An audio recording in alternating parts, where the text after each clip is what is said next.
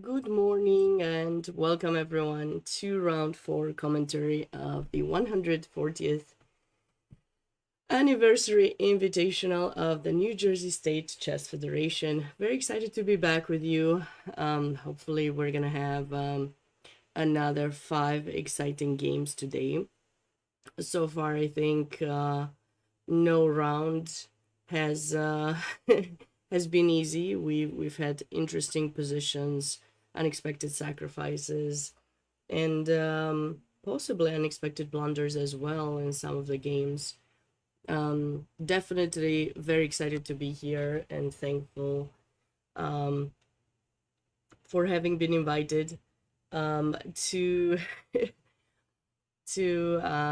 comment on this tournament by Mr. Anand Mishra, who's the president of the New Jersey State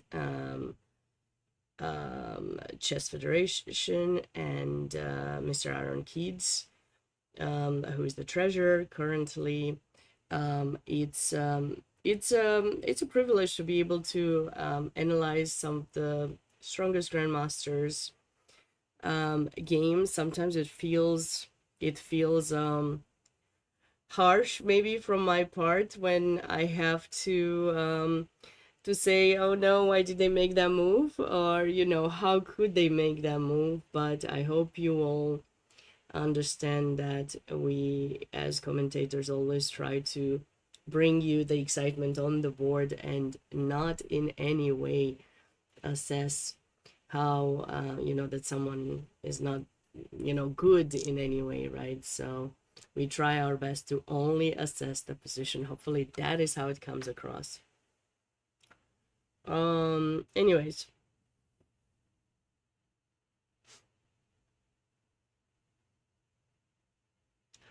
just give me 1 second. I received this message. I'm not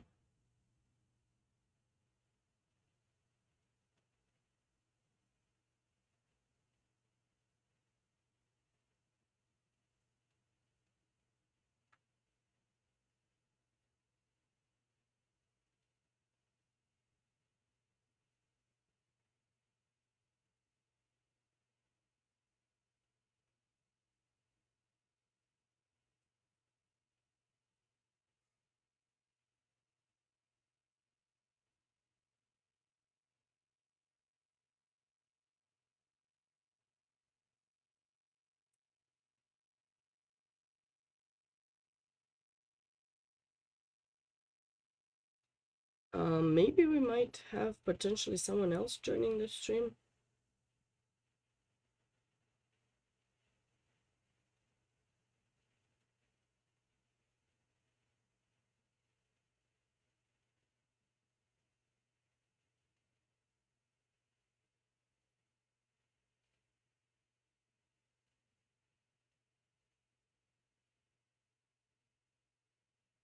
um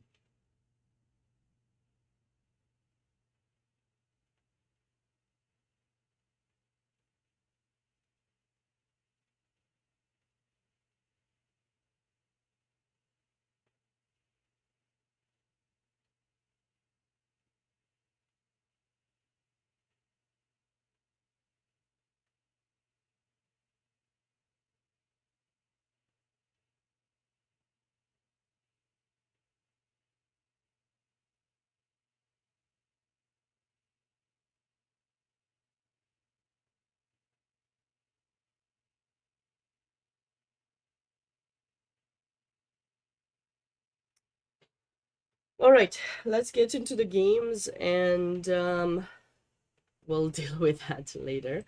Okay, so basically in this position, in this game between Grandmaster Michael Rode and Mark Paragua, both of them had tough losses yesterday in the final. In round 3, Grandmaster Mark Paragua lost that bishop endgame, if you guys may remember from yesterday. Should have kept maybe this open to show you that endgame. It was heartbreaking a bit for me personally. Maybe I can pull it up here and show you guys round number 3, because that was it was heartbreaking for me a bit. we were around in this position, this bishop endgame. The entire game seemed to be going in a way in like quite balanced from both sides. And then, of course, white is better with a much better bishop with pawns on dark squares, and these ones are on light squares, of course. But here after bishop f5,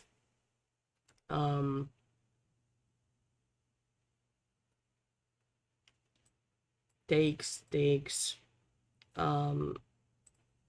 would have led to a draw, right? Because we can just go king f3, and if g5 we can capture, and this. But of course white does not want to get the draw in this position. It's very important to understand white's bishop is better, right? So in this position after bishop f5, white simply played bishop e2. And this is a moment with black you have to be very cautious. And I personally didn't see this immediately. Grandmaster Mark Paragua missed this opportunity, and he ended up playing g5. He ended up not playing g5, which would have been the way to draw, because, you know, in case of a trade, the king is active enough, and together with the bishop, they should be able to create a fortress. And if you don't take and you bring in the king, for example, with king g3, then black can simply hold on here with the king, and this endgame would or should be able to finish in a draw. But king e7 was played, and this proved to be a big mistake, because it allowed white to bring the king all the way to h4, and then with the ability to infiltrate to g5 without allowing black to play g5 anymore, white was able to win. So that was the tough loss that he dealt with, unfortunately for him, yesterday. As for Grandmaster Michael Rode, had a very beautiful, well-played opening position against Grandmaster Max Delugi, but at some point he failed to realize the importance of improving specific pieces, and stayed with the bishop somewhat trapped, and eventually lost his pawns, and that led to a loss. So that's what happened. That was the, you know, start for the both players. But now it's a new day, and you always have to remember in chess, you'll always have another round. There's always going to be a new day, so we have to be mindful about trying to play the game that we have at hand, and not dwell on the past, on the results that happened in the past, because that's of course difficult. So knight f3, e6, bishop e2, knight e7, and this is the current position on their board. Pretty typical.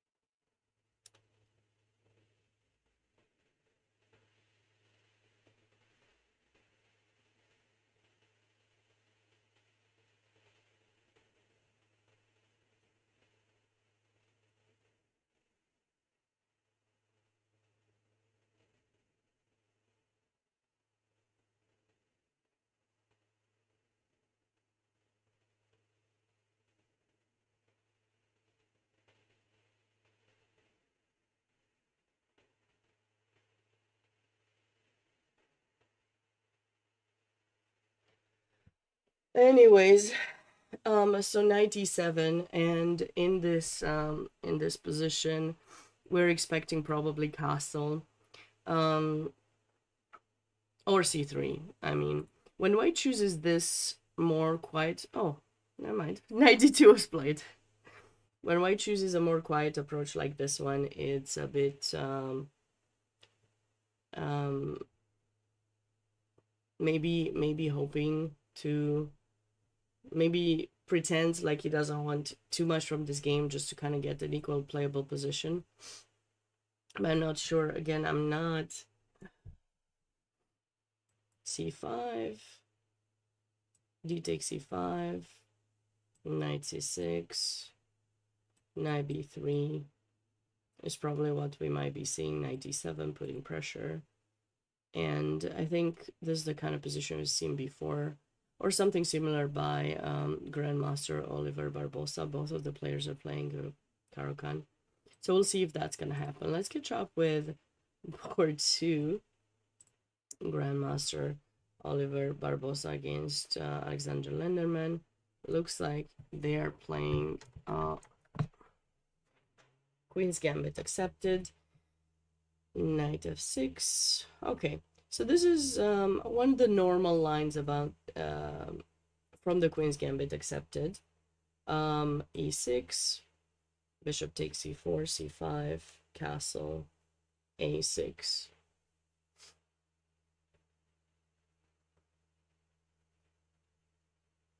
Bishop e2.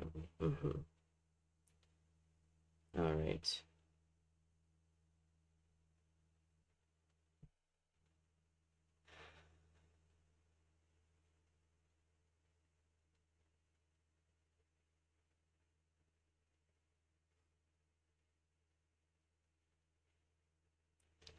Well, you know, we had something similar in a game yesterday in the morning round that was played by Max Delugi, who had the black pieces against Andrew Tang. But okay, the setup of white was a bit different then.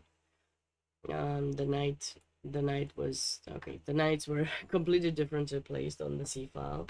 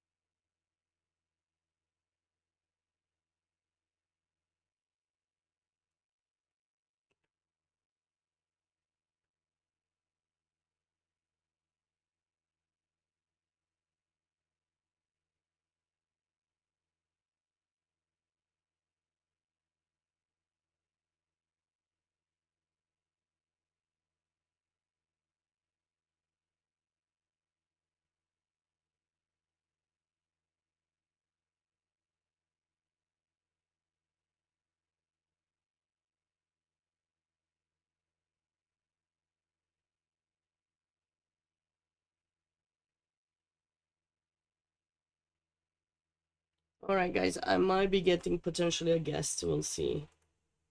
We'll see if that happens. I might have to step out and come back live. I'm not sure because I have to change the stream look a bit, but we'll see if that happens.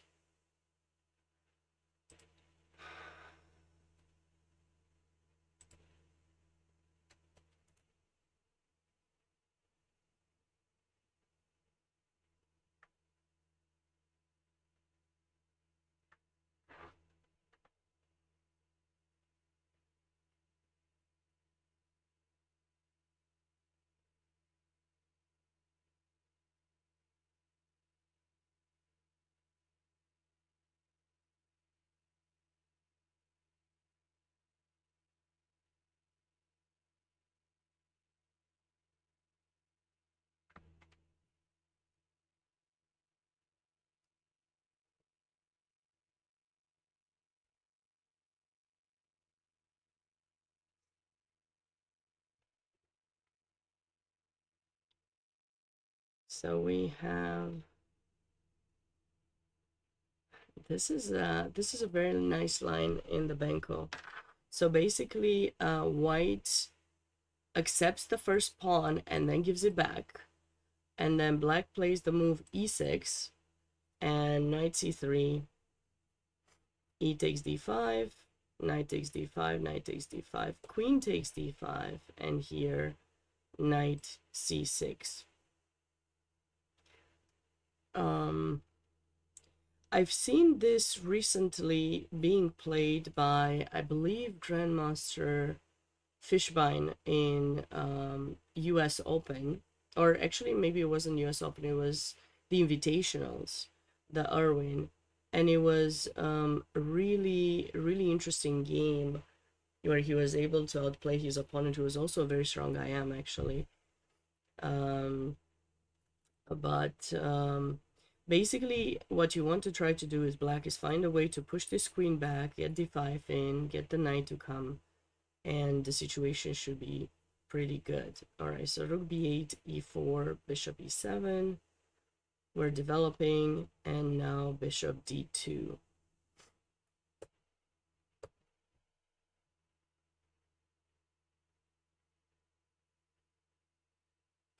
Castle, and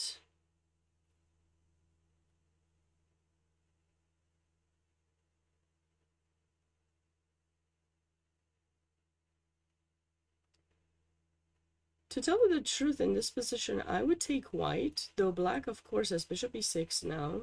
We have to go back queen d3, and then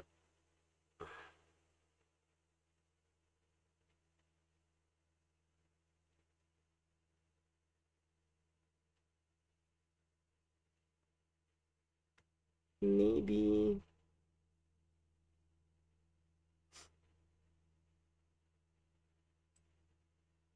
we can go for this line. And we have a position where white has slightly more control over the center, controlling d5, backwards pawn, and pressure and everything.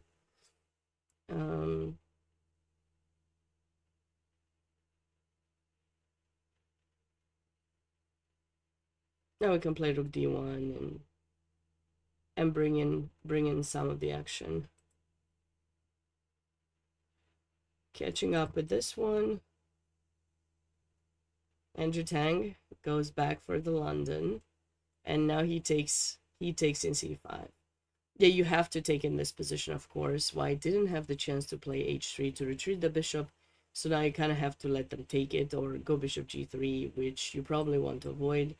So now basically we can get this position, which actually happened in the game, g6, knight b3.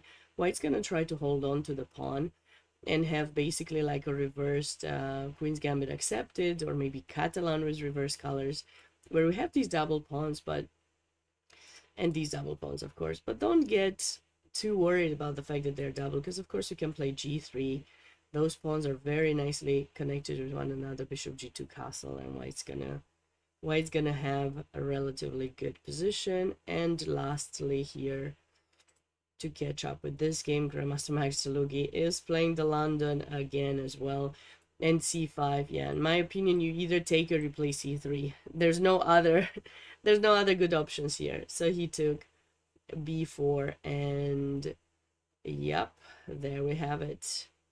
C takes b6, queen takes b6, a3,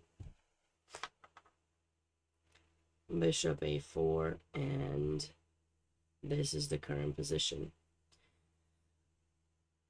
I mean, if we were to evaluate it, it's quite interesting, because of course white is up a pawn, but it does look kind of like a Benko, or maybe, you know,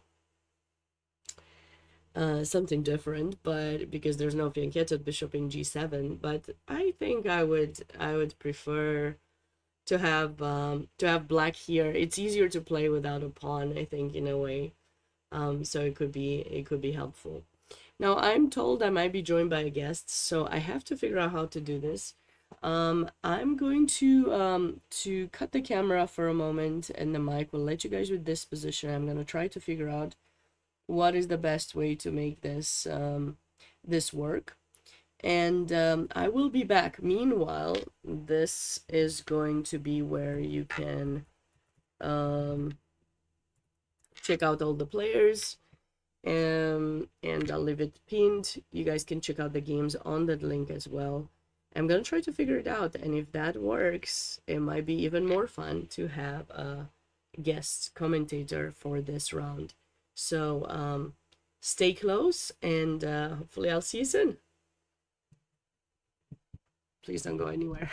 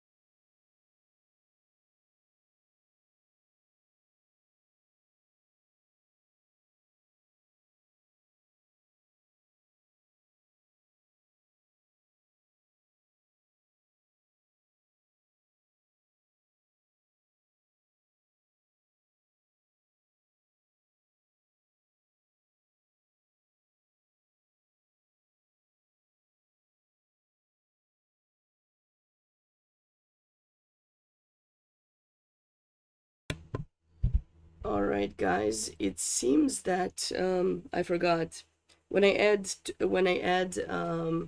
Zoom, it's actually gonna make me restart Streamlabs because it won't see it because I didn't have it open before.